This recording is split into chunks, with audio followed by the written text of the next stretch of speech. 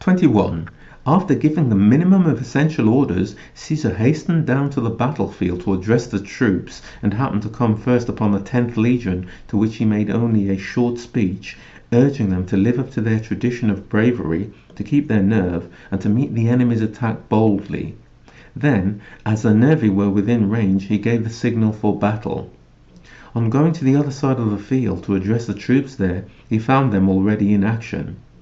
The soldiers were so pushed for time by the enemy's eagerness to fight that they could not even take the covers off their shields or put on helmets, not to speak of fixing on crests or decorations. Each man, on coming down from his work at the camp, went into action under the first standard he happened to see, so as not to waste time searching for his own unit. 22.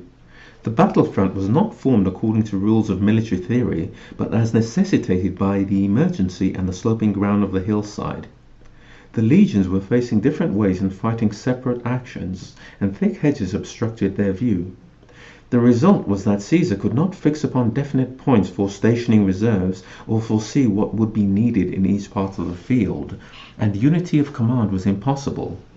In such adverse circumstances, there were natural ups and downs of fortune. 23. The 9th and 10th legions were on the left, and discharged a volley of spears at the Atrebates who happened to be facing them. Breathless and exhausted with running, and many of them now wounded, the Atrebates were quickly driven down to the river, and when they tried to cross it, our soldiers with their swords attacked them at a disadvantage and destroyed a large number.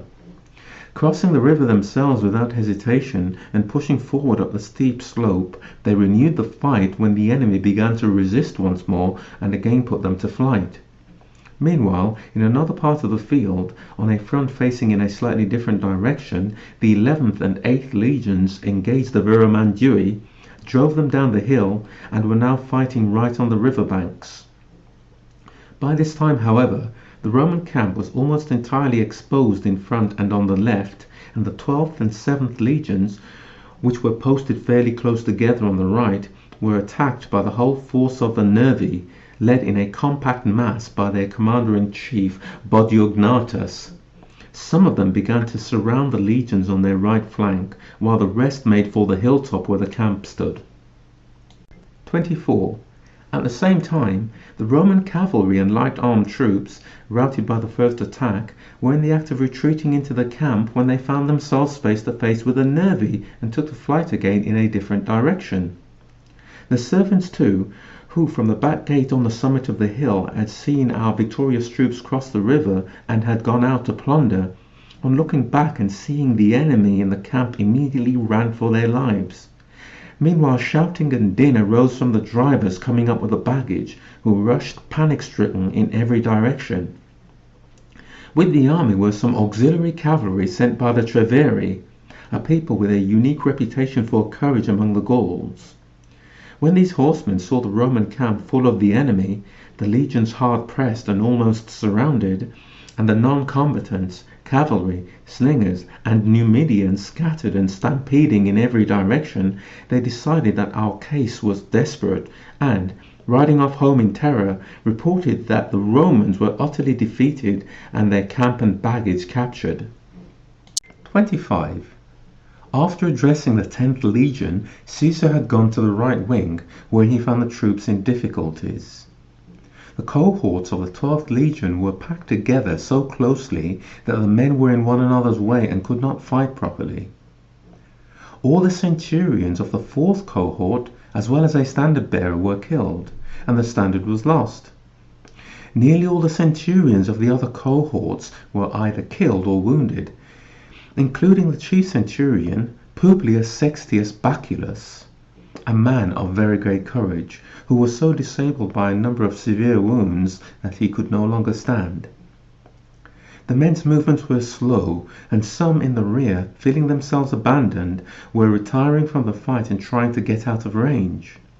Meanwhile, the enemy maintained unceasing pressure up the hill in front and were also closing in on both flanks. As the situation was critical and no reserves were available, Caesar snatched a shield from a soldier in the rear. He had not his own shield with him, made his way into the front line, addressed each centurion by name, and shouted encouragement to the rest of the troops, ordering them to push forward and open out their ranks so that they could use their swords more freely. His coming gave them fresh heart and hope.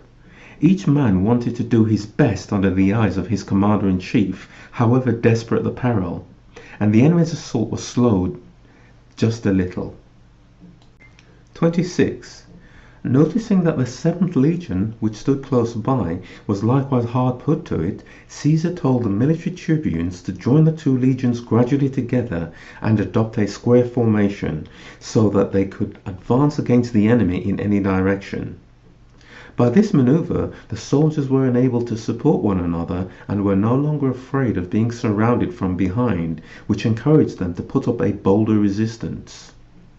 Meanwhile, the two legions which had acted as a guard to the baggage at the rear of the column, having received news of the battle, had quickened their pace and now appeared on the hilltop where the enemy could see them, and Labienus, who had captured the enemy camp, and from the high ground on which it stood could see what was going on in ours, sent the 10th Legion to the rescue.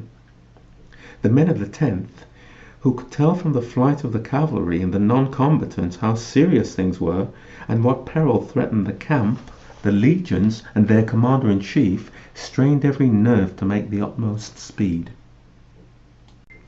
27.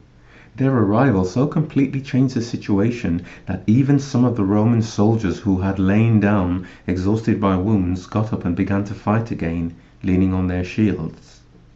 The non-combatants, observing the enemy's alarm, stood up to their attack, unarmed as they were, and the cavalry, anxious to wipe out the disgrace of their flight, scoured the whole battlefield and tried to outdo the legionnaires in gallantry.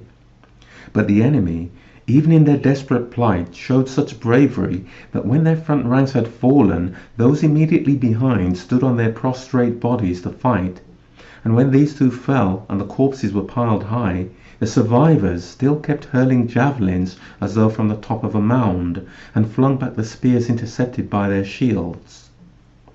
Such courage accounted for the extraordinary feats they had performed already. Only heroes could have made light of crossing a wide river, clambering up the steep banks, and launching themselves on such a difficult position. 28. So ended this battle, by which the tribe of the Nervi was almost annihilated and their name almost blotted out from the face of the earth. On hearing the news of it, their old men, who, as already said, had been sent away with the women and children into tidal creeks and marshes, decided that nothing could stop the victorious Romans or protect their conquered tribe, and with the consent of all the survivors, they sent envoys to Caesar and surrendered. In describing the calamity that had befallen their state, they asserted that they had 3 councillors left out of 600, and scarcely 500 men capable of bearing arms out of 60,000. Caesar, wishing to let it be seen that he showed mercy to unfortunate suppliants, took great care to protect them from harm, confirmed them in possession of their territories and towns, and commanded their neighbours to refrain from injuring their persons or property, and to make their dependents do likewise. 29. The Attuatuci, who, as mentioned above, were coming in full force to help the Nervi, on hearing of their defeat turned back without halting and went home. Abandoning their other strongholds and fortified refuges, they collected all their possessions into one town of great natural strength. It was surrounded by very high and precipitous rocks, except at one point where there was a gently sloping approach not more than 200 feet wide. This place the garrison had fortified with a double wall of great height, on top of which they now fixed heavy stones and beams sharpened to a point. The Attuatuci were descended from the Cimbri and Teutoni, who, on their march towards the Roman province and Italy, deposited on the left bank of the Rhine the cattle and baggage that they could not take with them, with 6,000 men to guard it. After the destruction of their fellow countrymen, 102 to 101 BC, these settlers struggled for many years with the neighboring people, sometimes attacking them, at other times defending themselves against attack, until at length all the tribes made peace with them and allowed them to make their home in the district where they now live. 30. On the arrival of the Roman army, the Atuatuci at first made a series of sorties from their fortress and engaged in skirmishes. But when they found themselves enclosed by an earthwork 12 feet high, with a circuit of 5 miles and redoubts at frequent intervals, they stayed inside. The Romans formed a line of mantlets and constructed a siege terrace. When they began to erect a siege tower at some distance, the defenders on the wall at first made abusive remarks and ridiculed the idea of setting up such a huge apparatus so far away. Did those pygmy Romans, they asked, with their feeble hands and muscles, imagine that they could mount such a heavy tower on top of a wall? All the Gauls are inclined to be contemptuous of our short stature, contrasting it with their own great height.